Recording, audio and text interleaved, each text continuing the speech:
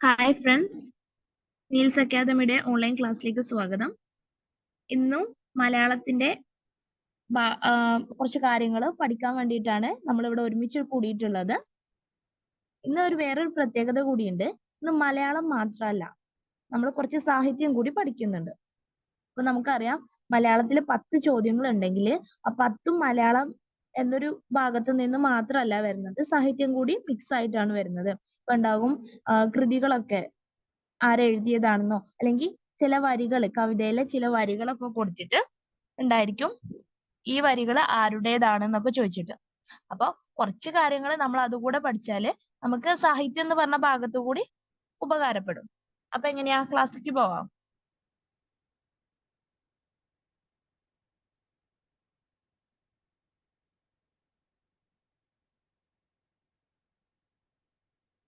ആദ്യം നമ്മൾ കുറച്ച് സമാന പദങ്ങളാണ് കേട്ടോ ആദ്യം പഠിക്കുന്നത്. ആദ്യം തന്നെ നോക്കിക്കേ, ആദ്യത്തെ പദം ഏതാണ്? കഴൽ. കഴൽ എന്ന് വെച്ചാൽ എന്താണ്? കഴൽ എന്ന് വെച്ചാല് കാല്. അപ്പോ കാല് കഴച്ചു. എന്താ എന്താ മനസ്സിലായേ? കഴൽ എന്ന് വെച്ചാൽ എന്താണ്? കാല്. അപ്പോ കഴൽ എന്താണ്? കാല്. കാല് നമ്മൾ പറയില്ലേ, കാല് കഴച്ചു, നടന്ന് ക്ഷീണിച്ച് കാല് കഴച്ചു എന്നൊക്കെ പറയില്ലേ. അപ്പൊ കാല് കഴച്ചു, അങ്ങനെ നോക്കുക കേട്ടോ. അപ്പൊ കഴൽ എന്ന് പറഞ്ഞാൽ എന്താണ്? കാല്. എന്താണ്? കാല്. ഇനിയോ, കുഴൽ എന്ന് പറഞ്ഞാൽ എന്താണ്? കുഴൽ എന്ന് പറഞ്ഞാല് തലമുടിയാണ്. എന്താണ്? തലമുടിയാണ്. കുഴൽ എന്ന് പറഞ്ഞാൽ എന്താണ്? തലമുടി. നമുക്കറിയാം, നമ്മുടെ മുടി ഇങ്ങനെ ഒരു കുഴല് പോലെ അങ്ങനെ ചിത്രീകരിക്കാം കേട്ടോ. ജസ്റ്റ് ഇങ്ങനെ നമ്മൾ ഇവിടെ ഇങ്ങനെ കെട്ടിയിട്ടാല്, തല ഇങ്ങനെയാന്ന് വെച്ചു, ഇങ്ങനെ കെട്ടിയിട്ടാല് കുഴല് പോലെ നീണ്ടിട്ടാല്, അപ്പൊ കുഴൽ എന്ന് പറഞ്ഞാൽ എന്താണ്? തലമുടിയാണ്. ഓക്കെ അല്ലേ? അപ്പൊ ഞാൻ എന്താ ആദ്യം പറഞ്ഞത്? കഴൽ എന്ന് വെച്ചാൽ എന്താണ്? കാലാണ്. ഇങ്ങനെ ഓർക്കുക, കാല് കഴച്ചു. അപ്പൊ കഴൽ എന്ന് വെച്ചാൽ എന്താണ്? കാലാണ്. കുഴൽ എന്ന് പറഞ്ഞാൽ എന്താണ്? തലമുടിയാണ്. ഓക്കെ ആണോ?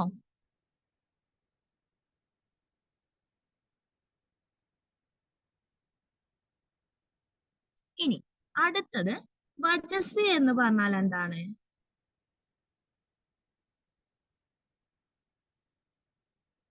വാക്കാണ്. അടുത്തത് എന്താണ്?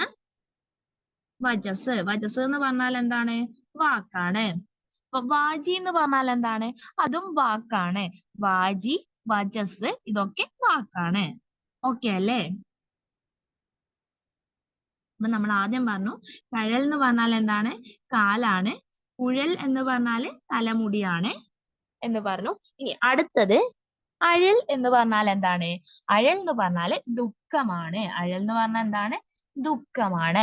ഒരു പാട്ടില്ലേ, അഴലിന്റെ ആഴങ്ങളിൽ, എനിക്ക് പാടാനൊന്നും അറിയില്ല, എന്നാലും ഞാൻ പാടിയെന്നുള്ളൂ. അപ്പൊ അഴലിന്റെ ആഴങ്ങളിൽ എന്ന് പറഞ്ഞിട്ട് പാട്ടില്ലേ, അപ്പൊ എന്താണ്? ദുഃഖാണ് കേട്ടോ. അപ്പം ആ സീനൊക്കെ, ആ സിനിമ കണ്ടവർക്ക് ഓർമ്മ ഉണ്ടാകും, ആ പാട്ട് കേട്ടവർക്ക് ഓർമ്മ ഉണ്ടാകും. ഇങ്ങനെ വിഷ്വലൈസ് ചെയ്യാം. അപ്പൊ നിങ്ങൾക്ക് മനസ്സിലാകും അഴൽ എന്ന് പറഞ്ഞാൽ എന്താണ്? ദുഃഖാണ്. ദുഃഖത്തിൽ ഇങ്ങനെ ഇങ്ങനെ ആലോചിച്ചിരിക്കണ പോലെ അല്ലേ. അപ്പൊ ദുഃഖാണ്. അഴൽ എന്ന് വെച്ചാൽ എന്താണ്? ദുഃഖാണ്. അപ്പൊ ആ പാട്ട് ഓർമ്മിക്കുക കേട്ടോ. അപ്പൊ ഞാൻ 3 ഇഴൽ എന്ന് പറഞ്ഞിട്ട് അവസാനിക്കുന്നതിൽ ഇതിന് 3 വാക്കുകൾ പറഞ്ഞു. 3ഉം ഞാൻ ഓർമ്മിക്കാൻ വേണ്ടിയിട്ട് നിങ്ങൾക്ക് ഒരു എളുപ്പ വഴിയും പറഞ്ഞു തന്നിട്ടുണ്ട്. ഒന്നുകൂടെ പറയാം. കഴൽ എന്ന് പറഞ്ഞാൽ കാലാണ്. അപ്പൊ എന്താ നമ്മൾ ഓർക്കുക? കാല് കഴച്ചു. ഓക്കെ അല്ലേ? അപ്പൊ അത് ഓക്കെ ആന്ന് വിചാരിക്കും. ഇനി അടുത്തത്, കുഴല് പോലെ നീണ്ട തലമുടി. ഇങ്ങനെ പറയാ, കുഴല് പോലെ നീണ്ട തലമുടി. അപ്പൊ കുഴൽ എന്ന് വെച്ചാൽ എന്താണ്? തലമുടിയാണ്. ഇനി അടുത്തത്, അഴലിന്റെ ആഴങ്ങളിൽ, ആ പാട്ടില്ലേ, ആ പാട്ട് ആലോചിക്കുക. അപ്പൊ അതിന്റെ സീൻ ഇങ്ങനെ വിഷ്വലൈസ് ചെയ്യാം. അപ്പൊ അഴൽ എന്ന് പറഞ്ഞാൽ എന്താണ്? ദുഃഖമാണ്. എന്താണ്? ദുഃഖം. അഴൽ എന്ന് വെച്ചാൽ എന്താണ്? ദുഃഖം. ഓക്കെ അല്ലേ? ഇനി അടുത്തത്, നഭസ് എന്ന് പറഞ്ഞാൽ എന്താണ്? ആകാശം. നഭസ് എന്ന് പറഞ്ഞാൽ എന്താണ്? ആകാശം. എന്താണ്? ആകാശം. നഭസ് എന്ന് പറഞ്ഞാൽ എന്താണ്? ആകാശം. ആകാശത്തിന്റെ പര്യായ പദങ്ങൾ എന്തൊക്കെയാണ് നമ്മൾ പഠിച്ചിട്ടുണ്ടല്ലോ. ഗഗനം, വാനം, വിണ്ണ്, നഭസ് ഇതൊക്കെ എന്താണ്? ആകാശമാണ്. ഒന്നുകൂടെ പറയാം. വാനം, വിണ്ണ്, മാനം, ഗഗനം, നഭസ് ഒക്കെ എന്താണ്? ആകാശമാണ്. അപ്പൊ നഭസ് എന്ന് പറഞ്ഞാൽ എന്താണ്? ആകാശം. എന്താണ്? ആകാശം. ഓക്കെ അല്ലേ? ഇനി അടുത്തത്, വജസ് എന്ന് പറഞ്ഞാൽ എന്താണ്? വജസ് എന്ന് പറഞ്ഞാല് വാക്കാണ്. വചസ് എന്ന് പറഞ്ഞാൽ എന്താണ്? വാക്കാണ്. വചസ് എന്ന് പറഞ്ഞാൽ എന്താണ്? വാക്ക്. ഓക്കെ അല്ലേ? ഞാനിങ്ങനെ 1ഉം 2ഉം 3ഉം പ്രാവശ്യം പറയുന്നത് നിങ്ങൾക്ക് കേട്ടിട്ട് തലയിൽ ഇരിക്കാൻ വേണ്ടിയിട്ടാട്ടോ. അല്ലാതെ ചിലർക്ക് അത് ബോറടി ആയിട്ട് തോന്നുന്നുണ്ടാവാം. സഹിക്കുക. അത്രേ പറയാനുള്ളൂ. നമുക്ക് വേണ്ടിയിട്ട് തന്നെയല്ലേ. അപ്പൊ നമ്മള് ഇന്ന് പഠിക്കേണ്ട കാര്യം നാളേക്ക് മാറ്റി വെക്കാൻ പറ്റുമോ? നാളെ ഒരു കാര്യം നമുക്ക് നല്ലത് നേടാൻ വേണ്ടിയിട്ട് നമ്മൾ ഇന്ന് തന്നെ പഠിക്കണം. എന്നാൽ അത് നാളേക്ക് വേണ്ടിയിട്ട് ഉപകാരപ്പെടും. അതുകൊണ്ടാണ് ട്ടോ. അപ്പൊ നമ്മൾ കഷ്ടപ്പെട്ട് മറ്റൊരാൾ പറയുന്നത് ഇഷ്ടമൊന്നും ഉണ്ടാവില്ല കേൾക്കുന്നത്. ഒരു കാര്യം തന്നെ 1ഉം 2ഉം 3ഉം പ്രാവശ്യം പറഞ്ഞാൽ നമുക്ക് മടുക്കും. പക്ഷേ ആ പറഞ്ഞ ഒരു കാര്യം നമ്മുടെ തലയിൽ എത്രത്തോളം കൂടുതലായിട്ട് കേൾക്കുന്നോ അത്രത്തോളം അതവിടെ ഉറച്ചു നിൽക്കും. അതിന് വേണ്ടിയിട്ടാണ് ട്ടോ ആവർത്തിച്ചിട്ട് പറയുന്നത്. അപ്പൊ അതൊക്കെ പോട്ടെ. ഒന്നുകൂടെ പറയാം. വചസ്സ് എന്ന് പറഞ്ഞാൽ എന്താണ്? വാക്ക്. എന്താണ്? വാക്ക്. അപ്പൊ നമ്മള് 5 വാക്കുകൾ പഠിച്ചു. ഏതൊക്കെയാ പഠിച്ചത്? കഴല് എന്ന് പറഞ്ഞാൽ എന്താണ്? കാല്. എന്താണ്? കാല്. കുഴൽ എന്ന് പറഞ്ഞാൽ എന്താണ്? തലമുടി. മൂന്നാമതോ അഴൽ എന്ന് പറഞ്ഞാൽ എന്താണ്? ദുഃഖം. എന്താണ്? ദുഃഖം. നഭസ് എന്ന് പറഞ്ഞാൽ ആകാശം. വചസ് എന്ന് പറഞ്ഞാൽ വാക്ക്. അപ്പൊ ഇത്രയും വാക്ക് ക്ലിയർ ആയില്ലേ? ഇത്രയും ക്ലിയർ ആയില്ലേ?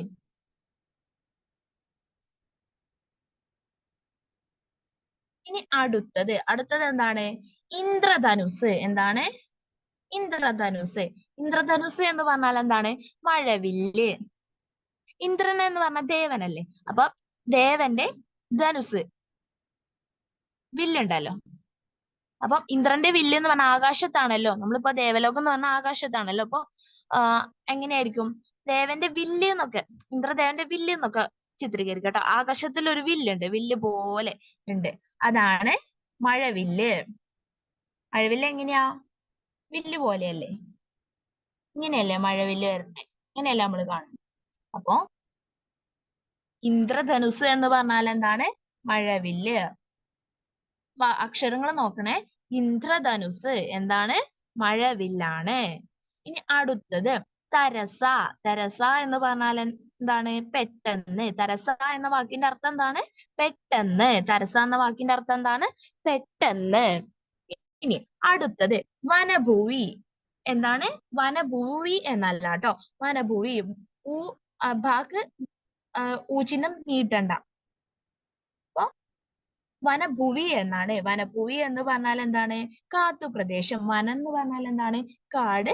ഭൂവി എന്ന് പറഞ്ഞ പ്രദേശം. അപ്പൊ വനഭൂവി എന്ന് പറഞ്ഞാൽ എന്താണ്? കാട്ടുപ്രദേശം. എന്താണ്? കാട്ടുപ്രദേശം. ഇനി അടുത്തത് കലഹം എന്ന് പറഞ്ഞാൽ എന്താണ്? വഴക്ക്. എന്താണ്? വഴക്ക്. നിങ്ങൾ കേട്ടില്ലേ? കലഹം മൂലം കാമിനി മൂലം കലഹം പലവിധ മുലകി സുലഭം. കലഹം മൂലല്ല, സോറി, കനകം മൂലം എന്നാട്ടോ. കനകം എന്ന് പറഞ്ഞാൽ എന്താ? സ്വർണം. കാമിനി എന്ന് പറഞ്ഞാൽ കാമുകി അല്ലെങ്കിൽ ഭാര്യ, അങ്ങനെയൊക്കെ. സ്ത്രീകൾ ആ ഒരു അർത്ഥത്തിലാണ് ട്ടോ. കലഹം, വഴക്ക്. ഉലക്, ലോകം. അതൊക്കെ ഞാൻ ജസ്റ്റ് ആ കലഹം എന്ന് പറഞ്ഞപ്പോ ഓർമ്മിച്ചപ്പോ പറഞ്ഞതാട്ടോ. അപ്പൊ കലഹം എന്ന് പറഞ്ഞാൽ എന്താണ്? വഴക്ക്. ഇനി ദശ, അവസരം. ദശ, അവസരം. അവൻ ദശ നോക്കിയിരുന്നു എന്നൊക്കെ പറഞ്ഞു.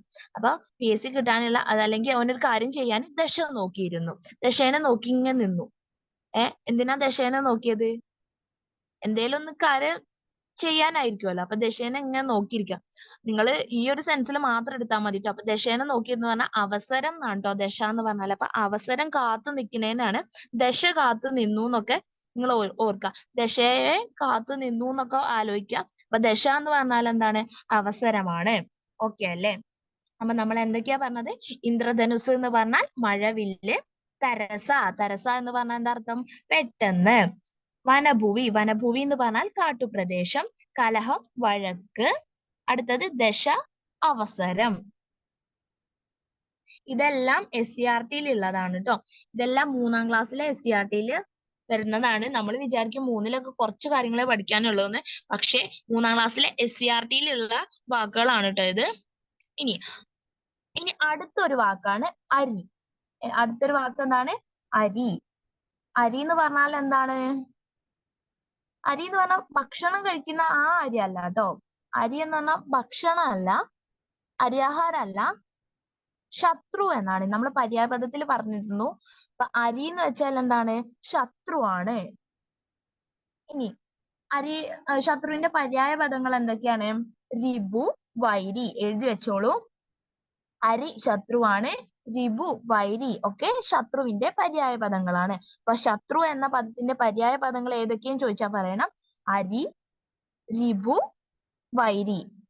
ഇതൊക്കെയാണ് അരി, രിപു, വൈരി. ഇതൊക്കെ ശത്രുവിന്റെ പര്യായ പദങ്ങളാണ്. അപ്പൊ അരി എന്ന് പറഞ്ഞിട്ട് പര്യായ പദങ്ങൾ ഏതൊക്കെയെന്ന് പറയുമ്പോ അരി, ഭക്ഷണം കഴിക്കുന്ന അരി ഉണ്ടല്ലോ, ആ അരിയും ശത്രുവും അരി തന്നെയാണ്, ഓർക്കുക.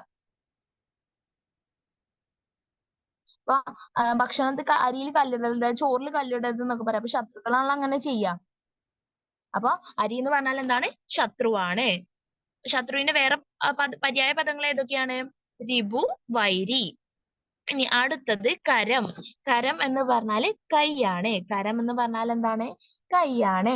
കൈയുടെ പര്യായ പദങ്ങൾ ഏതൊക്കെയാണ്? കരം, ബാഹു, ഭുജം. ഇതൊക്കെ എന്താണ്? കൈയാണ്. അപ്പൊ കരം എന്ന് വെച്ചാൽ എന്താണ്? കൈയാണ്. അപ്പൊ നമ്മള് എത്ര വാക്കുകൾ പഠിച്ചു? ആദ്യം മുതൽ ഒന്നുകൂടെ നോക്കാം ട്ടോ. ആദ്യം മുതൽ ഒന്നുകൂടെ നോക്കാം. ഇതെല്ലാം SCERT ടെക്സ്റ്റിൽ ഉള്ളതാണ് ട്ടോ. എന്തൊക്കെയാ പഠിച്ചത്? കഴൽ കാല്, കുഴൽ തലമുടി, അഴൽ ദുഃഖം. ഇനി അടുത്തതോ? നഭസ് ആകാശം, വജസ് വാക്ക്. വാക്കിന്റെ മറ്റൊരു പദമാണ് വാജി എന്ന് പറയുന്നത് ട്ടോ. ഇന്ദ്രധനുസ് മഴവില്ല്, തരസ പെട്ടെന്ന്, വനഭുവി കാട്ടുപ്രദേശം, കലഹം വഴക്ക്, ദശ അവസരം, അരി ശത്രു, കരം കൈ. അടുത്തത് ഒരു സാഹിത്യ ഭാഗമാണ് ട്ടോ. അതായത് നമ്മുടെ SCERT യിലുള്ള 3-ാം ക്ലാസ്സിലെ SCERT യിലുള്ള നമുക്ക് കൊടുത്തിട്ടുള്ളതാണ് നമ്മുടെ ONV കുറിപ്പിനെ കുറിച്ചിട്ട്. അപ്പൊ ONV കുറിപ്പിനെ കുറിച്ചിട്ട് എല്ലാവർക്കും അറിയുണ്ടാവുമല്ലോ. എന്നാൽ ഞാൻ കുറച്ച് കാര്യങ്ങൾ നമുക്ക് വേണ്ട നമ്മുടെ എക്സാമിന് വേണ്ടിയിട്ടുള്ള, നമ്മുടെ PSC എക്സാമിന് വേണ്ടിയിട്ടുള്ള കുറച്ച് കാര്യങ്ങൾ, റീസെന്റ് ആയിട്ട് ചോദിച്ചു കണ്ടിട്ടുള്ള കുറച്ച് കാര്യങ്ങൾ ഞാൻ പറഞ്ഞുതരാം. ONV കുറിപ്പ്. ONV കുറിപ്പിന്റെ പൂർണ്ണനാമം എന്താണ്? ഒറ്റപ്ലാക്കൽ നീലകണ്ഠൻ വേലുക്കുറുപ്പ്. ONV എന്ന് പറഞ്ഞാൽ എന്താണ്? ഒറ്റപ്ലാക്കൽ നീലകണ്ഠൻ വേലുക്കുറുപ്പ്. എഴുതി വെച്ചോളൂ.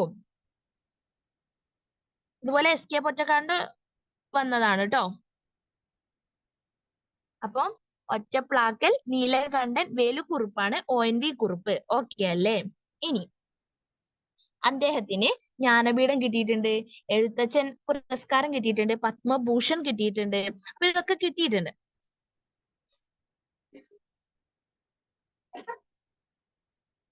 അപ്പൊ ONV കുറിപ്പിന് ജ്ഞാനപീഠം കിട്ടിയത് ഏത് വർഷമാണ്? ഏത് വർഷമാണ്? 2007. ONV കുറിപ്പിന് ജ്ഞാനപീഠം കിട്ടിയിട്ടുള്ളത് ഏത് വർഷമാണ്? 2007. വർഷം നോക്കുക. കഴിഞ്ഞ ഡിഗ്രി പ്രിലിംസിന് ഒരു ചോദ്യം ഉണ്ടായിരുന്നു.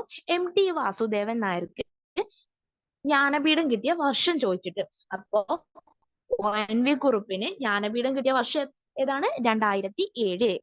ഏതാണ്? 2007.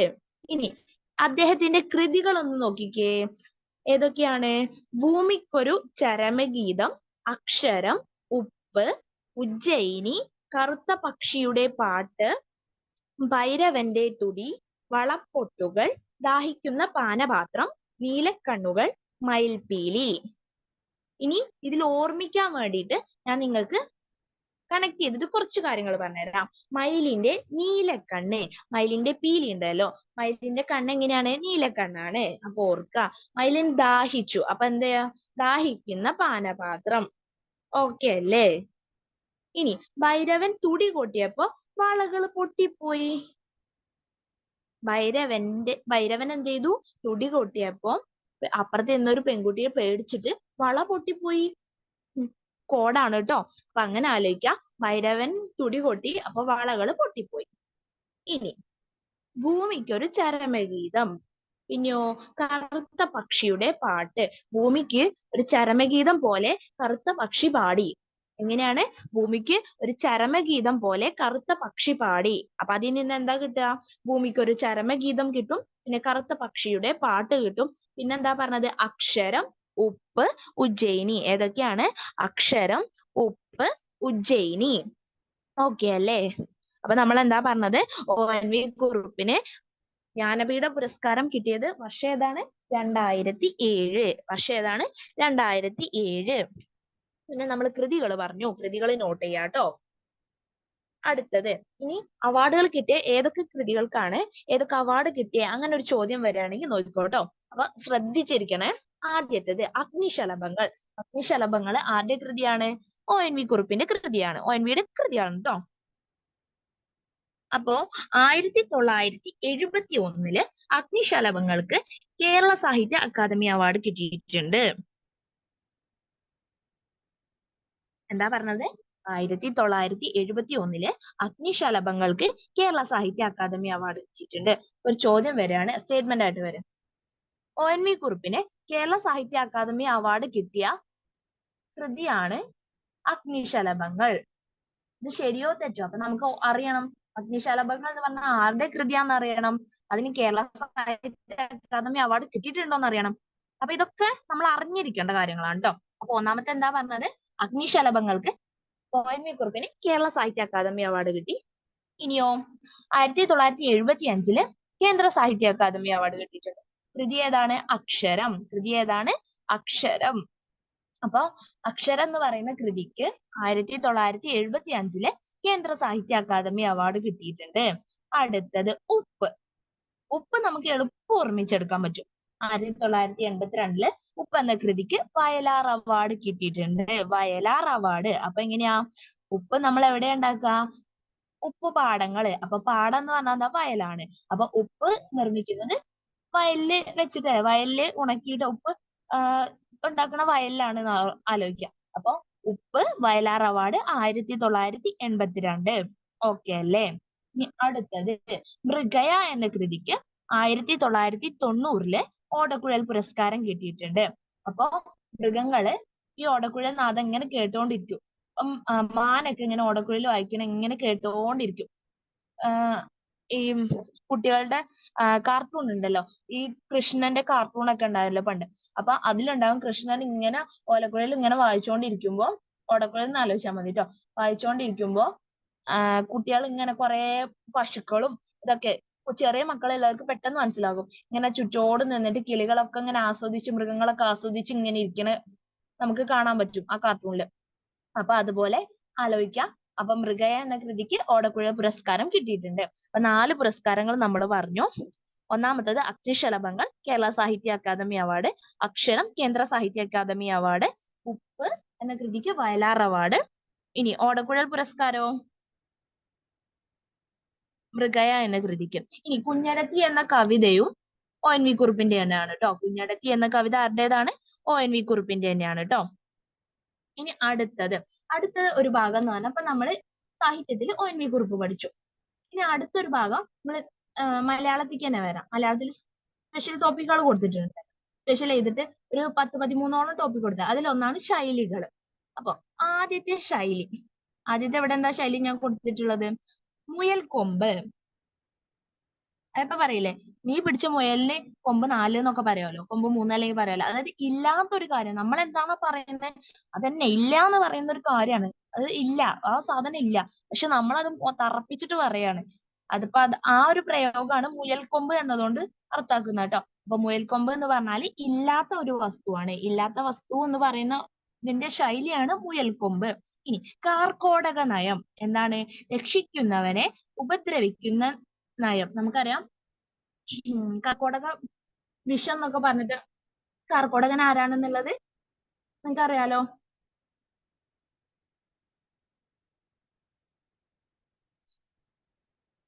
ഈ മഹാഭാരതത്തിലോ എനിക്കറിയില്ല, കറക്റ്റ് എനിക്കറിയില്ല. ഇങ്ങനെ അമർചിത്ര കഥയൊക്കെ ഉണ്ടാവില്ലേ, അപ്പൊ ഞാൻ കേട്ടിട്ടുണ്ടായിരുന്നു ഈ കാർക്കോടകൻ എന്ന പാമ്പല്ലേ, സർപ്പല്ലേ. അപ്പൊ കാർക്കോടക നയം അറിയുന്നവരൊന്ന് പറയാട്ടോ. അപ്പൊ കാർക്കോടക നയം എന്ന് പറഞ്ഞാൽ എന്താണ്? രക്ഷിച്ചവനെ തന്നെ ഉപദ്രവിക്കുന്ന നയം. അതിന്റെ പിന്നിലുള്ള കഥ അറിയുന്നവർക്ക് പെട്ടെന്ന് കണക്ട് ചെയ്യാൻ പറ്റും ട്ടോ. എനിക്ക് ജസ്റ്റ് ഓർമ്മ വന്നത് അങ്ങനെയാണ്. സർപ്പാണെന്ന് തോന്നുന്നു. അപ്പൊ നിങ്ങൾക്ക് ആർക്കെങ്കിലും അത് അറിയുന്നുണ്ടെങ്കിൽ കൂടുതൽ കണക്ട് ചെയ്തിട്ട് പഠിക്കാൻ പറ്റും ട്ടോ. അപ്പൊ കാർക്കോടക നയം എന്ന് പറഞ്ഞാൽ എന്താണ്? രക്ഷിച്ചവനെ തന്നെ ഉപദ്രവിക്കുന്ന ഒരു നയം. അതാണ് കാർക്കോടക നയം എന്ന് പറയുന്നത്. ഇനി അടുത്തത് എന്താണ്?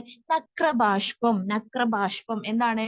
മുതലക്കണ്ണീർ. എന്താണ്? മുതലക്കണ്ണീർ. ചിലവര് ഇങ്ങനെ വെറുതെ സങ്കടമൊന്നും ഉണ്ടാവില്ല. വെറുതെ ഇങ്ങനെ കണ്ണീരൊക്കെ പൊഴിച്ചിട്ട് ഇങ്ങനെ അഭിനയിച്ചുകൊണ്ടിരിക്കും. അപ്പൊ ദുഃഖം അഭിനയിക്കുന്നതിനെയാണ് മുതലക്കണ്ണീർ എന്ന് പറയുന്നത്. ഇപ്പൊ മുതലക്കണ്ണീർ എന്നാണെങ്കിൽ നമുക്ക് പെട്ടെന്ന് ഉത്തരം എഴുതാൻ പറ്റും. അപ്പൊ നമ്മൾ അറിയും അഭിനയിക്കുകയാണ്. ഇപ്പൊ നമുക്ക് ഉത്തരത്തേക്ക് നേരെ പോവാം. ഇനിയിപ്പോ നക്രബാഷ്പം എന്നൊക്കെ പറഞ്ഞിട്ട് നക്രബാഷ്പം എന്ന് കൊടുത്താൽ എന്താ മനസ്സിലാവോ? ഇല്ല. അപ്പൊ നക്രം എന്ന് പറഞ്ഞാൽ എന്താണ്? മുതലയാണ്. അത് ആദ്യം അറിയണം. ബാഷ്പം എന്ന് പറഞ്ഞാൽ കണ്ണുനീര്. അങ്ങനെ ആ ഒരു ഇതില് നമുക്ക് അറിയുകയാണെങ്കിൽ നമുക്ക് എഴുതാം മുതലക്കണ്ണീരാണ്. മുതലക്കണ്ണീരിന്റെ അർത്ഥം എന്താണ്? ദുഃഖം അഭിനയിക്കുക എന്നുള്ള ഒരു പ്രയോഗമാണ്, ആ ഒരു ശൈലിയാണ് എന്നൊക്കെ അറിയുന്നവർക്ക് അറിയാം. അറിയുന്നവർക്ക് അത് പെട്ടെന്ന് കണക്ട് ചെയ്തിട്ട് നക്രബാഷ്പത്തിന്റേത് നക്രം എന്ന് പറഞ്ഞാൽ മുതലാണെന്നൊക്കെ വെച്ചിട്ട് കണക്ട് ചെയ്യാൻ പറ്റും. ഇനി അറിയാത്തവർക്കാണെങ്കിലോ അത് നമ്മൾ പഠിച്ചേ തീരും. അപ്പൊ നക്രബാഷ്പം എന്ന് പറഞ്ഞാൽ എന്താണ്? മുതലക്കണ്ണീർ. നക്രം എന്ന് പറഞ്ഞാൽ എന്താണ്? മുതലയാണ്. അപ്പൊ നക്രബാഷ്പം എന്ന് പറഞ്ഞാൽ എന്താണ്? മുതലക്കണ്ണീരാണ്. അതിന്റെ അർത്ഥം എന്താണ്? ആ ശൈലിയുടെ അർത്ഥം എന്താണ്? ദുഃഖം അഭിനയിക്കുക എന്നാണ്. ദുഃഖം അഭിനയിക്കുക. അടുത്തത് നോക്കിക്കേ, ആകൃതിയും പ്രകൃതിയും. എന്താണ്? ആകൃതിയും പ്രകൃതിയും. ആകൃതി എന്ന് പറഞ്ഞാല് രൂപാണല്ലോ. എന്താണ്? ആകൃതി എന്ന് പറഞ്ഞാൽ എന്താണ്? രൂപം. പ്രകൃതി എന്ന് പറഞ്ഞാല് സ്വഭാവം, നമ്മുടെ ഭാവം. അപ്പൊ ആകൃതിയും പ്രകൃതിയും എന്ന് പറഞ്ഞ ശൈലിയുടെ അർത്ഥം എന്താണ്?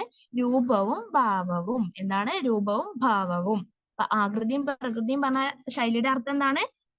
രൂപവും ഭാവവും. ഇനി അടുത്തത് ഇടവാകടത്തുക. ഒരു പ്രയോഗമാണ് ഇടവാകടത്തുക. എന്താണ് ഇടവാകടത്തുക എന്ന് പറഞ്ഞാല്?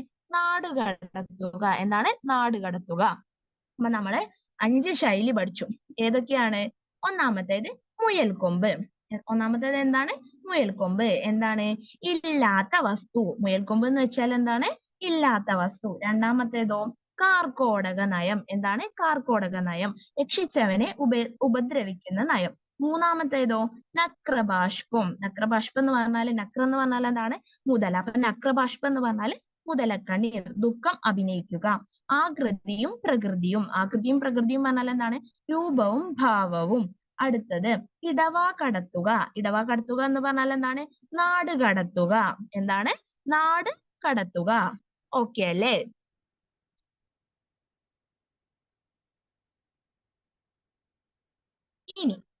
ഇനി കുറച്ച് പര്യായ പദങ്ങൾ പഠിച്ചാലോ? നമ്മൾ ഇങ്ങനെ തുടർച്ചയായിട്ട് ഒരു കാര്യം തന്നെ, ഇപ്പൊ പദശുദ്ധി ആണെങ്കിൽ അത് ഫുള്ള് പദശുദ്ധി പഠിച്ചാൽ ബോറടിക്കും. അപ്പൊ നമുക്ക് മാറ്റി ഇങ്ങനെ ഓരോന്ന് ഇങ്ങനെ മാറ്റി മാറ്റി പഠിക്കാം. നമ്മൾ ഇതുവരെ ക്ലാസ്സുകളിൽ അങ്ങനെയാണ് ചെയ്തിട്ടുള്ളത്. പുതുതായിട്ട് വന്നവരാണെങ്കിൽ അറിയാൻ വേണ്ടി പറഞ്ഞതാണ് കേട്ടോ. അപ്പൊ നമുക്ക് നേരെ പര്യായ പദത്തിലോട്ട് പോവാം. ആദ്യത്തെ പര്യായ പദം നോക്കിക്കേ.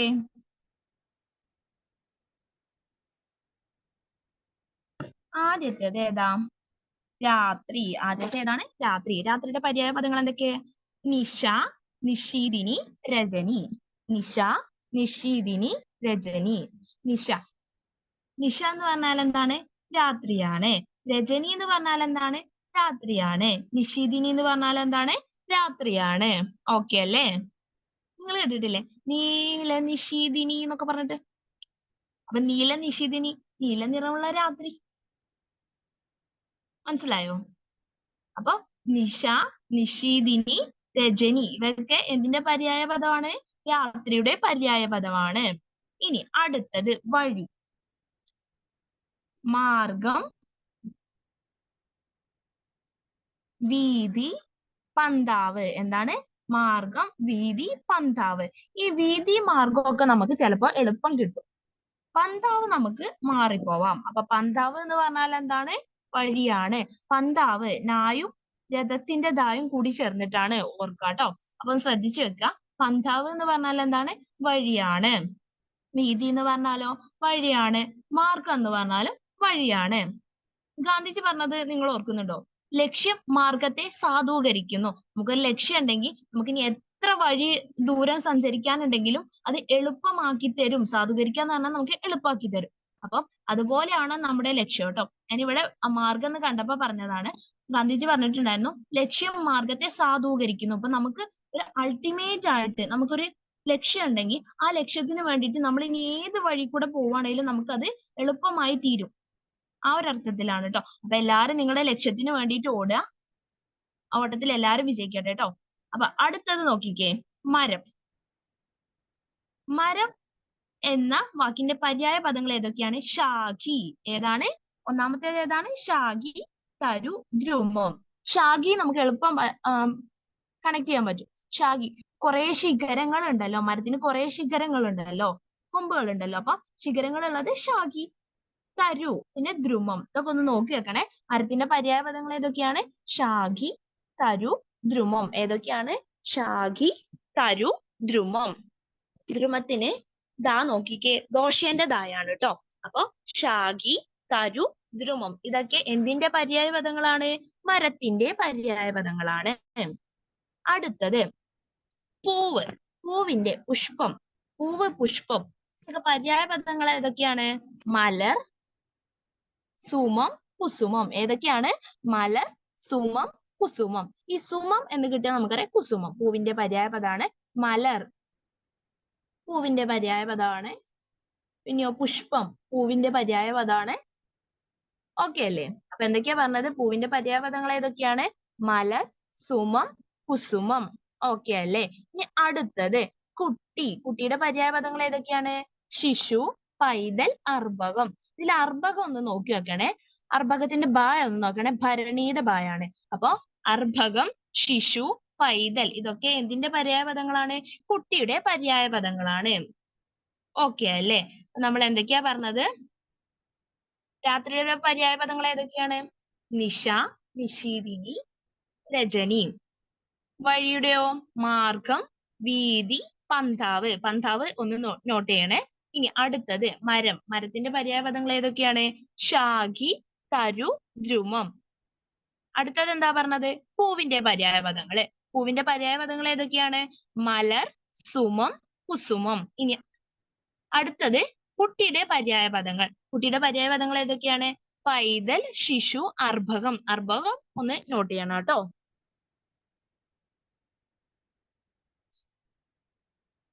അടുത്തത് നമ്മൾ സാഹിത്യത്തിന്റെ മറ്റൊരു ഭാഗത്തേക്ക് വരുന്നു. പണ്ഡിറ്റ് KP കറുപ്പൻ. നവോത്ഥാനത്തില് നമ്മൾ കേട്ടിട്ടുണ്ടാവും. കേരള ചരിത്രത്തില് ആ ഒരു ഭാഗത്ത് വരുന്നതാണ് പണ്ഡിറ്റ് കറുപ്പൻ. പക്ഷെ നമുക്ക് സാഹിത്യത്തിലും പഠിക്കാനുണ്ട്. അദ്ദേഹത്തിന്റെ കൃതികളൊന്ന് നോട്ട് ചെയ്യണം കേട്ടോ. അദ്ദേഹത്തിന്റെ കൃതികൾ ഏതൊക്കെയാണ്? ധ്രുവചരിതം. നമ്മൾ നേരത്തെ ദ്രുമം എന്ന് പറഞ്ഞില്ലേ, മരത്തിന്റെ പര്യായം. അത് ഏത് ദായായിരുന്നു? ദോഷേന്റെ ദായായിരുന്നു. ഇവിടെ ധനുസിന്റെ ദായ, അതായത് ഞാൻ തിരിച്ചിട്ടുള്ള ദായ കേട്ടോ ഈ ധ്രുവചരിതം. അപ്പൊ പണ്ഡിറ്റ് KP കറുപ്പന്റെ കൃതികളൊന്ന് നോട്ട് ചെയ്ത് വെച്ചോളൂ. നോട്ട് ചെയ്തോളൂ.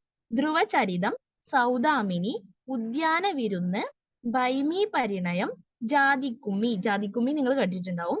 പഞ്ചവടി, ശാകുന്തളം, ഭാഷാനാടകം, ബാലാകലേശം. ബാലകലേശം എന്നാണ്. ബാലാകലേശം ഇതൊക്കെ ആരുടെ കൃതിയാണ്? പണ്ഡിറ്റ് KP കറുപ്പന്റെ കൃതികളാണ്. പണ്ഡിറ്റ് KP കറുപ്പനെ കുറിച്ചിട്ട് നിങ്ങള് ഹിസ്റ്ററിയുടെ ഭാഗത്ത് പഠിക്കുന്നതാണ്. അപ്പൊ ആ കാര്യങ്ങളൊന്നും ഞാൻ പറയുന്നില്ല. നമുക്ക് ഇവിടെ വേണ്ടത് എന്താണ്? അദ്ദേഹത്തിന്റെ കൃതികളാണ്. ഏതൊക്കെയാണ്? ധ്രുവചരിതം, സൗദാമിനി, ഉദ്യാന വിരുന്ന്, ഭൈമി പരിണയം, ജാതിക്കുമ്മി, പഞ്ചവടി, ശാകുന്തളം, ഭാഷാനാടകം, ബാലാകലേശം. എഴുതി വെക്കാട്ടോ. എന്നിട്ട് ഒന്ന് രണ്ട് പ്രാവശ്യം വായിക്കുക. അപ്പൊ കിട്ടും. ഇനി അത് പറയണ്ടല്ലോ. അടുത്തത് സമാന പദങ്ങൾ തന്നെയാണ് കേട്ടോ. അപ്പൊ സമാന പദങ്ങൾ ഒന്നുകൂടെ നോക്കിക്കോളൂ. കുറച്ചുകൂടി പറയാനുണ്ട്. അല്ല്. അല്ല് എന്തിന്റെ സമാന പദമാണ്? അല്ല് എന്താണ്? ഇരുട്ടാണ്. അല്ല് എന്ന് പറഞ്ഞാൽ എന്താണ്? ഇരുട്ടാണ്. അല്ലൽ എന്ന് പറഞ്ഞാൽ എന്താണ്? ദുഃഖമാണ്. അല്ലൽ എന്ന് പറഞ്ഞാൽ എന്താണ്? ദുഃഖമാണ്. അപ്പൊ അല്ല് എന്ന് പറഞ്ഞാൽ ഇരുട്ട്, അല്ലൽ എന്ന് പറഞ്ഞാൽ ദുഃഖം. മാറിപ്പോയില്ലല്ലോ. അല്ല് ഇരുട്ട്, അല്ലൽ ദുഃഖം. അപ്പൊ നമ്മൾ നേരത്തെ പറഞ്ഞല്ലോ, അഴൽ എന്ന് പറഞ്ഞാൽ എന്താണ്? ദുഃഖമാണ്. ഓർക്കാട്ടോ. അപ്പൊ ദുഃഖത്തിന് രണ്ട് പദങ്ങൾ കിട്ടിയില്ലേ? പര്യായം കിട്ടിയില്ലേ? അല്ലൽ, അഴൽ ഇതൊക്കെ എന്താണ്? ദുഃഖമാണ്. ഇനി അടുത്തത് അദ്രി, പർവ്വതം. അദ്രി എന്താണ്? പർവ്വതം. അദ്രു എന്ന് പറഞ്ഞാൽ എന്താണ്? വൃക്ഷം. അപ്പൊ നമുക്ക് ഒന്നുകൂടെ കിട്ടി. മരത്തിന്റെ പര്യായ പദങ്ങൾ എന്തൊക്കെയാ പറഞ്ഞത്? ശാഖി, തരു, ദ്രുമം. അതിലേക്ക് ഒന്നുകൂടെ ചേർത്തോളൂ, വൃക്ഷം, അദ്രു. ഓക്കെ അല്ലേ? അപ്പൊ അദ്രു എന്ന് പറഞ്ഞാൽ എന്താണ്? വൃക്ഷമാണ്. അദ്രി എന്ന് പറഞ്ഞാൽ എന്താണ്? പർവ്വതമാണ്. നിങ്ങൾ കേട്ടിട്ടുണ്ടാവില്ല, ഹിമാദ്രി. ഹിമം കൊണ്ട്, അതായത് മഞ്ഞിനാൽ മൂടപ്പെട്ടിട്ടുള്ള പർവ്വതം, അതാണ് ഹിമാദ്രി. മഞ്ഞ്, ഹിമം പറഞ്ഞാൽ മഞ്ഞാണ് കേട്ടോ. ഹിമാദ്രി എന്ന് പറഞ്ഞാൽ, അദ്രി എന്ന് പറഞ്ഞാൽ എന്താണ്? പർവ്വതമാണ്. ഓക്കെ അല്ലേ? ഇനി അടുത്തത് അളി എന്ന് പറഞ്ഞാൽ എന്താണ്? വണ്ട്. അളി എന്ന് പറഞ്ഞാൽ എന്താണ്? വണ്ടാണ്. ആളി എന്ന് പറഞ്ഞാൽ എന്താണ്? തോഴി. ആളി എന്ന് പറഞ്ഞാൽ എന്താണ്? തോഴിയാണ്. അപ്പൊ അളി എന്ന് പറഞ്ഞാൽ വണ്ട്, ആളി എന്ന് പറഞ്ഞാലോ തോഴി. എന്തൊക്കെയാ പറഞ്ഞത്? അല്ല് എന്ന് പറഞ്ഞാൽ എന്താണ്? ഇരുട്ടാണ്. അല്ലലോ ദുഃഖം. അഴൽ ദുഃഖമാണ്. അദ്രി പർവ്വതം. അദ്രു വൃക്ഷം, മരം, ദ്രുമം, തരു. ഇതൊക്കെ മരത്തിന്റെ പര്യായ പദങ്ങളാണ്. ഇനി അളി എന്ന് പറഞ്ഞാൽ എന്താണ്? വണ്ടാണ്. ആളി എന്ന് പറഞ്ഞാല് തോഴിയാണ്. അപ്പൊ ഈ ആളി എന്ന് പറഞ്ഞപ്പോ ഞാന് ഒരു കാര്യം നിങ്ങൾക്ക് പറഞ്ഞുതരാം. ഉണ്ണായി വാര്യരും കുഞ്ചൻ നമ്പ്യാരും കൂടി ഇങ്ങനെ നടന്നു പോവായിരുന്നു. അപ്പൊ ആ സമയത്ത് അതായത് രാജ്ഞിയുണ്ട്, തോഴിയുണ്ട്. അപ്പൊ ഇവരിങ്ങനെ പോകുമ്പോ ഇവരിങ്ങനെ പറയാ, കാതിലോല നല്ല താളി.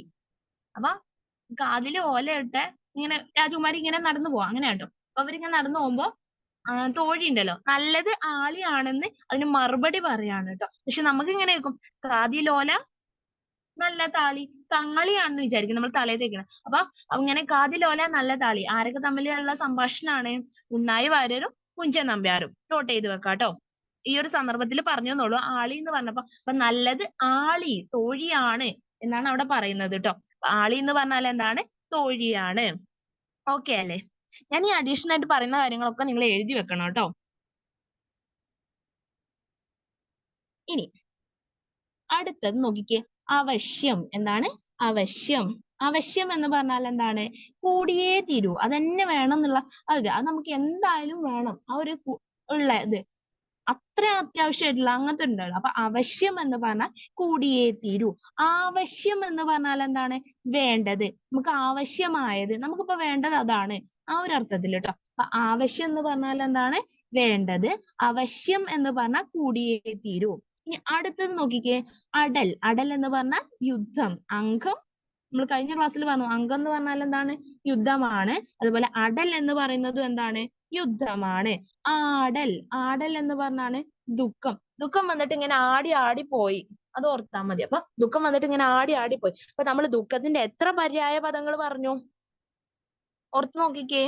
അഴൽ, അല്ലൽ, ആടൽ ഒക്കെ എന്താണ്? ദുഃഖമാണ്. മാറിപ്പോവരുത് കേട്ടോ. ഇനി അടുത്തത് അപജയം. അപജയം എന്ന് പറയുമ്പോ ചായന്റെ ച, അല്ലെങ്കിൽ എന്തിന്റെ ചായ? ചിന്തയുടെ ച. അപജയം ആദ്യത്തെ ച അല്ലേ, അതാട്ടോ. അപജയം എന്ന് പറഞ്ഞാൽ എന്താണ്? നാശം. അപജയം എന്ന് പറഞ്ഞാൽ എന്താണ്? നാശമാണ്. ഇനി അപജയം എന്ന് പറഞ്ഞാൽ എന്താണ്? തോൽവി. ജയം എന്ന് പറഞ്ഞാൽ ജയിക്കണം. അപ്പൊ അപജയം എന്ന് പറഞ്ഞാൽ എന്താണ്? തോൽവിയാണ്. അപ്പൊ ച നോക്കുക, ആദ്യത്തെ ചായ ആണെങ്കിൽ നാശം എന്നും, ജനലിന്റെ ചായ ആണെങ്കിൽ എന്താണ്? തോൽവിയാണ്. അപ്പൊ അപജയം നാശം, അപജയം എന്നാണെങ്കിലോ തോൽവിയാണ്. ഓക്കെ അല്ലേ? അപ്പൊ അവശ്യം എന്ന് പറഞ്ഞാൽ കൂടിയേ തീരൂ, ആവശ്യം വേണ്ടത്, അടൽ യുദ്ധം, ആടൽ ദുഃഖം, അപജയം നാശം, അപജയം തോൽവി. ക്ലിയർ അല്ലേ? ഇനി ഞാൻ ഇവിടെ ഒരു PYQ കൊടുത്തിട്ടുണ്ട്. വരികളാണ് കേട്ടോ. ഞാൻ നിങ്ങളോട് പറഞ്ഞിരുന്നു വരികള് ചോദ്യം വരാറുണ്ട്. അപ്പൊ നോക്കിക്കേ, ഞാൻ ഇവിടെ കൊടുത്തതും ഇനി ഇവിടെ കൊടുക്കാത്ത, അതായത് കുറച്ച് കാര്യങ്ങൾ ഈ സ്ലൈഡിൽ ഇല്ലാത്ത കുറച്ച് വരികൾ കൂടി പറയും. അത് നിങ്ങൾ മസ്റ്റ് ആയിട്ട് എഴുതിയെടുക്കണം കേട്ടോ. വിരഹത്തിലല്ലാതെ ലാവണ്യം സമഗ്രമായി നിരവധ്യമായിട്ടു കാണുവാൻ കഴിവില്ല. ആരുടെ വരികളാണ്? G ശങ്കരക്കുറുപ്പിന്റെ വരികളാണ്. കവിത ഏതാണ്? എന്റെ വേളി. ഇത് 2022 ചോദിച്ചിട്ടുള്ള ചോദ്യമാണ്. അതുകൊണ്ട് തന്നെ ഈ 2 വർഷം മുമ്പ് ചോദിച്ചതാണ്. അപ്പൊ ഇതുപോലെ വന്നുകൂടായികയൊന്നുമില്ല. കാരണം പ്രീവിയസ് ഇയർ ക്വസ്റ്റ്യൻ തന്നെയാണ് ഏകദേശം മലയാളത്തിലൊക്കെ ആവർത്തിച്ചിട്ട് വരുന്നത്. അപ്പൊ അത് നിങ്ങൾ ഓർക്കാട്ടോ. ഒന്നുകൂടെ പറയാം. വിരഹത്തിലല്ലാതെ ലാവണ്യം സമഗ്രമായി നിരവധ്യമായിട്ടു കാണുവാൻ കഴിവില്ല. ലാവണ്യം എന്ന് പറഞ്ഞാൽ എന്താണ്? കല്യാണമാണ് ട്ടോ. ലാവണ്യം എന്ന് പറഞ്ഞാൽ എന്താണ്? കല്യാണം. ഇനി കല്യാണം എന്ന് പറയുന്നത് നമ്മൾ എങ്ങനെ എഴുതുക? പദശുദ്ധിയുടെ ഭാഗത്ത് വരുന്നതാണ് കല്യാണം. ലാക്ക് ഇരട്ടിപ്പില്ല ട്ടോ. കല്യാണം ഇതാണ് ശരിയായ പദം. ഇങ്ങനെയല്ല ഇരട്ടിച്ചത് തെറ്റാണ്, ഓർക്കുക. അപ്പൊ നമ്മൾ ഇവിടുന്ന് എന്തൊക്കെ പഠിച്ചു?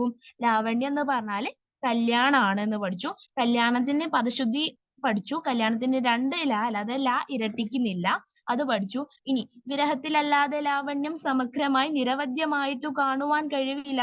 ആരുടെ വരികളാണ്? ജി ശങ്കരക്കുറുപ്പിന്റെ വരികളാണ്. ഏത് കവിതയില്? എന്റെ വേളി. വേളി എന്ന് പറഞ്ഞാൽ എന്താണ്? താലികെട്ട്, കല്യാണം തന്നെയാണ്. ഓക്കെ അല്ലേ? എന്തൊക്കെ കാര്യങ്ങളാ പഠിക്കുന്നേ? അപ്പൊ നമ്മളൊരു കാര്യത്തിന് എത്രത്തോളം നമുക്ക് അതിൽ നിന്ന് കിട്ടുന്നുണ്ട് എന്ന് നമ്മൾ നന്നായിട്ട് അന്ന് ചോർത്തിയെടുക്കണം. ഓക്കെ അല്ലേ? ഇനി കുറച്ച് വരികൾ പറയാണ്, നിങ്ങളൊന്ന് നോട്ട് എഴുതി വെച്ചോളൂ ട്ടോ. കുഞ്ചൻ നമ്പ്യാരെ കുറച്ച് വരികൾ പറയാം. കുഞ്ചൻ നമ്പ്യാരെ നമുക്കറിയാം, നമ്മുടെ പ്രാചീന കവിയത്രം ചെറുതുഞ്ച കുഞ്ച ഞാൻ പഠിച്ചിട്ടില്ലേ? ചെറുശ്ശേരി, തുഞ്ചത്ത് രാമാനുജൻ എഴുത്തച്ഛൻ, കുഞ്ചൻ നമ്പ്യാർ. ഇവര് സമകാലീനരാണ് ട്ടോ. അപ്പൊ അത് നമ്മള് കുഞ്ചൻ നമ്പ്യാരുടെ കുറച്ച് വരികൾ നമുക്ക് സുഖമായിട്ട് കിട്ടും. കുഞ്ചൻ നമ്പ്യാർ എന്തിനു പ്രശസ്തനാണ്? തുള്ളൽ കൃതി.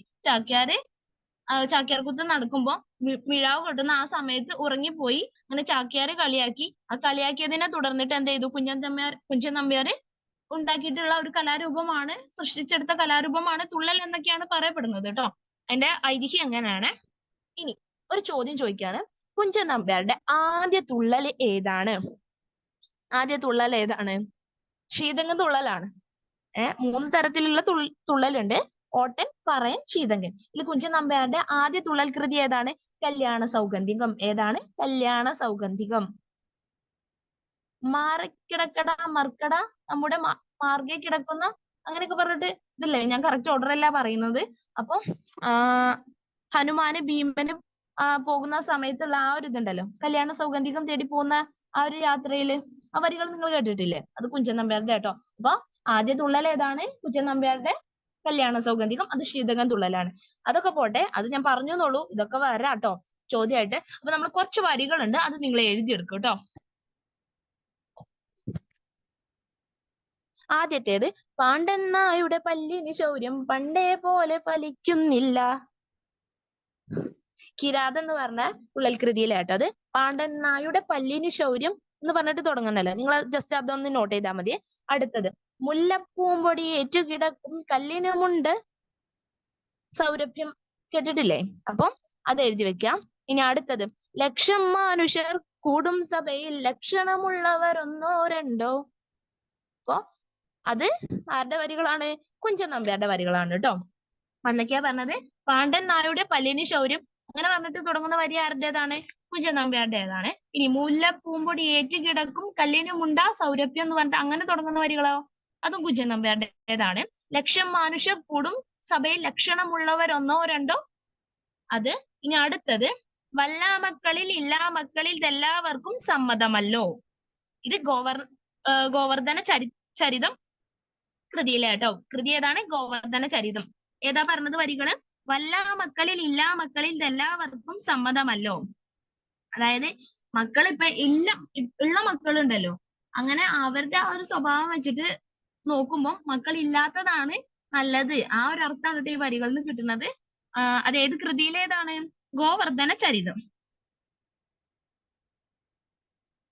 ഇനി, ആശാനക്ഷരം ഒന്ന് പിഴച്ചാൽ 51 പിഴയ്ക്കും ശിഷ്യന്. ഏത് കൃതിയിലേതാണ്? ശീലാവതി ചരിതം ട്ടോ. പിന്നെ നമ്മൾ പറഞ്ഞു, കുഞ്ചൻ നമ്പ്യാർ ഉണ്ണായി വരെ നടന്നു പോയപ്പോ കാതിലോല നല്ലതാളി, നല്ലത് ആളി, നല്ലത് തോഴിയാണ്. ആളി എന്ന് പറഞ്ഞാൽ എന്താണ്? തോഴിയാണ്. അപ്പൊ അളി എന്ന് പറഞ്ഞാലോ? വണ്ട്, മറക്കരുത് ട്ടോ.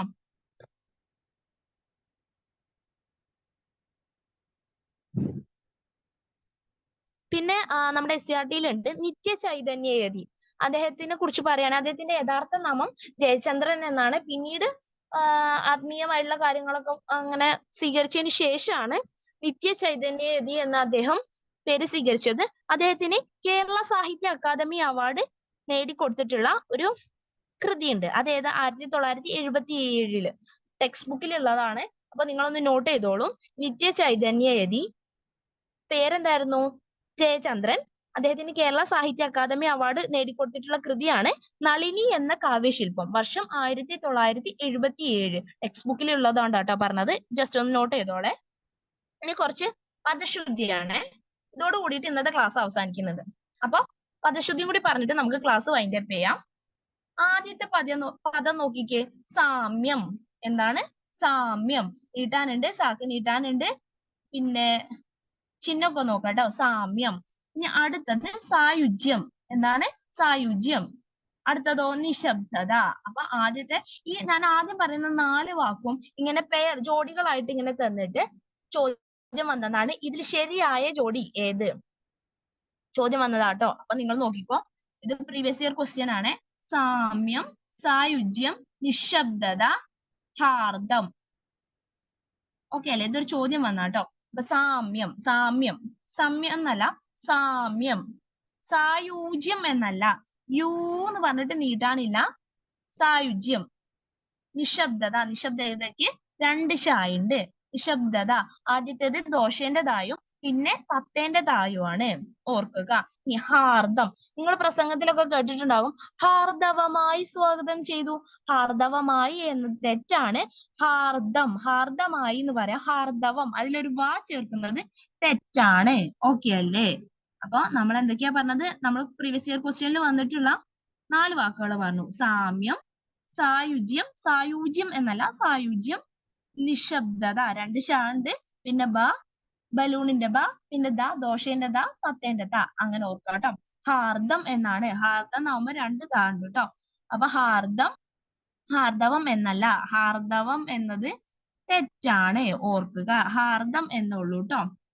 ഇനി അപ്പൊ അതാക്കി. ഇനി അടുത്ത വാക്ക് നോക്കിക്കേ, സൂക്ഷ്മം. സൂക്ഷ്മം, നമ്മൾ സൂക്ഷ്മം സൂക്ഷ്മം എന്നാ പറയാ.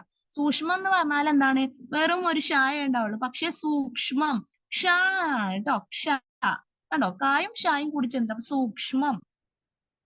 നോക്കിക്കേ, സൂക്ഷ്മം എന്ന് പറഞ്ഞാൽ എന്താണ്? എല്ലാം നമ്മള് അത്രയും സൂക്ഷിച്ചു നോക്കില്ലേ, അപ്പൊ അത്രയും നമ്മള് ഒബ്സർവ് ചെയ്യുന്ന സൂക്ഷ്മം, സൂക്ഷ്മമായി. അപ്പൊ നമ്മള് സൂക്ഷ്മം നമ്മൾ അങ്ങനെ തന്നെ പറയണം. നമ്മൾ പറയുന്നതിനനുസരിച്ച് നമുക്ക് എഴുതാനും വെക്കുള്ളൂ. അപ്പൊ സൂക്ഷ്മം, കായും ഷായും കൂടി ചേർന്നിട്ടാണ് സൂക്ഷ്മം, അങ്ങനെ പറയാട്ടോ. അപ്പൊ നമ്മൾ 5 വാക്ക് പഠിച്ചു. ഏതൊക്കെയാ? സാമ്യം, സായുജ്യം, നിശബ്ദത, ഹാർദം, സൂക്ഷ്മം. ഇനി അടുത്തത് നോക്കിക്കേ. അടുത്തത് ഏതാണ്? അടുത്തത് സാന്ത്വനം. സാന്ത്വനം നോക്കിക്കേ. സാന്ത്വനം, സാന്ത്വനം, സാന്ത്വനം എന്നാണ്. കണ്ടോ?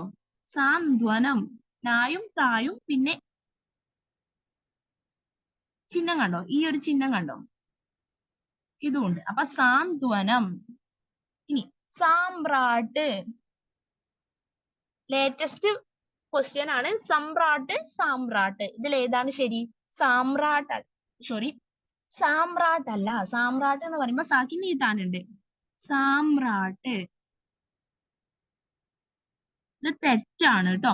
സാമ്രാട്ട് അല്ല, സമ്രാട്ടാണ്. സമ്രാട്ട് എന്ന് പറഞ്ഞാല് ചക്രവർത്തിയാണ് കേട്ടോ. സമ്രാട്ട് എന്ന് പറഞ്ഞാല് ചക്രവർത്തി. എന്താണ് അർത്ഥം? ചക്രവർത്തി.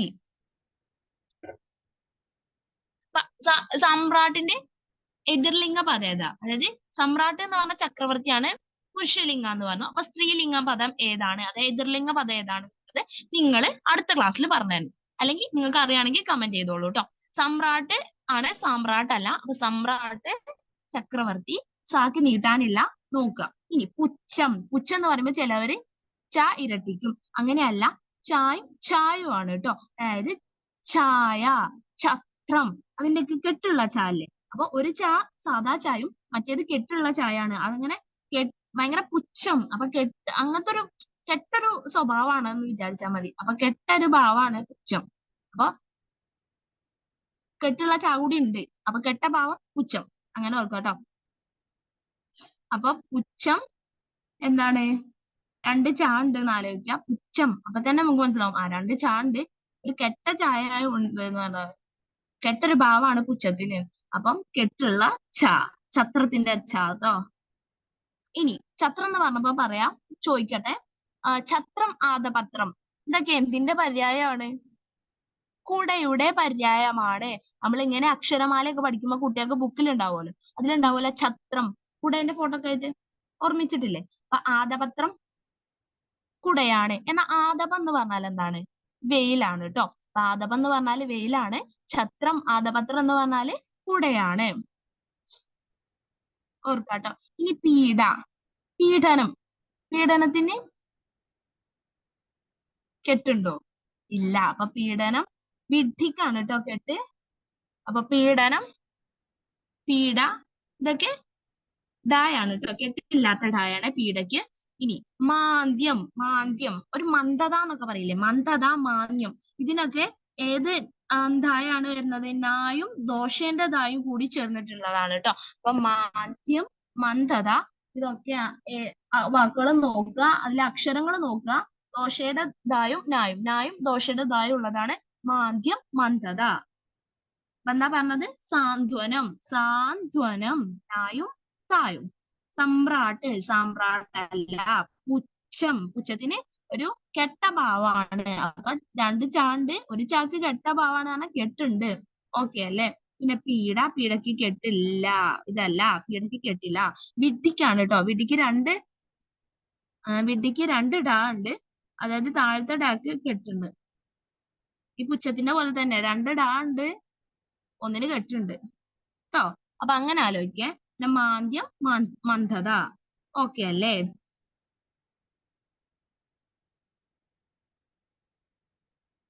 അപ്പൊ നമ്മള് അവസാനമായിട്ട് പദശുദ്ധിയും പഠിച്ചു. ഇനി വേണ്ടല്ലോ. അപ്പൊ ഇന്ന് ഇത്ര പോരെ. അപ്പൊ നമ്മൾ എന്തൊക്കെയാ പറഞ്ഞത്? പദശുദ്ധി പഠിച്ചു, പിന്നെയോ കുറച്ച് വരികൾ പഠിച്ചു, അതിന്റെ ആ വരികളുടെ സൃഷ്ടാക്കളെയും പഠിച്ചു. പിന്നെ ഒരു PYQ ചർച്ച ചെയ്തപ്പോൾ അതിൽ കുറച്ച് കാര്യങ്ങള്, ലാവണ്യം എന്താന്ന് പറഞ്ഞു. പിന്നെ നമ്മൾ ഛത്രം, ആദപത്രം അങ്ങനെ പറഞ്ഞിട്ട് അതിന്റെ ബാക്കിയൊക്കെ പറഞ്ഞില്ലേ? പിന്നെയോ പിന്നെ നമ്മൾ സമാന പദങ്ങൾ ഒരുപാട് പഠിച്ചിട്ടുണ്ട്. പിന്നെ പണ്ഡിറ്റ് KP കറുപ്പന്റെ കൃതികൾ പഠിച്ചു, പിന്നെ പര്യായം പഠിച്ചു, ശൈലി പഠിച്ചു, ONV കുറുപ്പിന്റെ കൃതികളും അദ്ദേഹത്തിന് കിട്ടിയുള്ള പുരസ്കാരങ്ങളൊക്കെ ഏതൊക്കെ കൃതികൾക്കാന്ന് പഠിച്ചു. അങ്ങനെ ഒരുപാട് കാര്യങ്ങൾ പഠിച്ചിട്ടുണ്ട്. അപ്പൊ എല്ലാവരും നന്നായിട്ട് കേട്ട് പഠിച്ച് പരീക്ഷയ്ക്ക് വരികയാണെങ്കിൽ നല്ല രീതിയിൽ പ്രവർത്തിക്കുക കേട്ടോ. അപ്പൊ ഞാൻ പറഞ്ഞത് മറക്കണ്ട, ലക്ഷ്യമാർഗത്തെ സാധൂകരിക്കും. ഞാൻ പറഞ്ഞതല്ല, മഹാൻ തന്നെ പറഞ്ഞതാണ്. അപ്പൊ നിങ്ങൾ ആ ഒരു വാക്ക് മുറുകെ പിടിച്ചിട്ട് ലക്ഷ്യമാർഗത്തെ സാധൂകരിക്കുന്ന തരത്തിൽ, അതായത് നമുക്കൊരു ലക്ഷ്യം ഉണ്ടാവണം, ആ ലക്ഷ്യത്തെ നമ്മൾ എളുപ്പമാക്കണമെങ്കിൽ നമ്മൾ തന്നെ കഷ്ടപ്പെടണം കേട്ടോ. അപ്പൊ എല്ലാവരും കഷ്ടപ്പെട്ട് നന്നായി വിജയിക്കുക. All the best. Thank you. അടുത്ത ക്ലാസ്സിൽ കാണാം. ഓക്കെ അല്ലേ? Okay, thank U.